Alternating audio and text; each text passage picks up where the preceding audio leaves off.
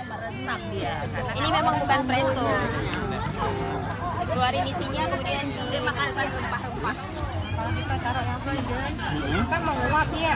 Ya, tinggal taruh plastik. Pakai dalam plastik. Masuk dalam plastik. Iya. Enggak, daunnya tetap di luar, ikannya nih masih dalam plastik. Jadi daun itu cuma sebagai pelapis saja, supaya bagus. Ini Pak. Buka lah, ini kan nggak bagus. Lebih bagus, ini seperti ini langsung nampak, tapi di bawahnya ditaruh daun. Tapi kalau makanan baiknya jangan dalam plastik karena nggak boleh lagi. Kalau frozen itu kan apa? Pemanasin doang. Enak jaga hangatnya.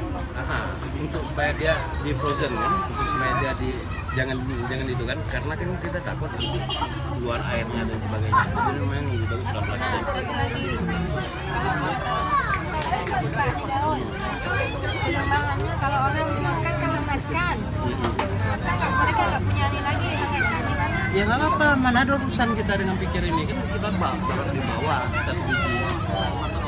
Ini ikan bandeng juga ikannya. Habis dikeluarin durinya, dia dimasak pakai rempah-rempah.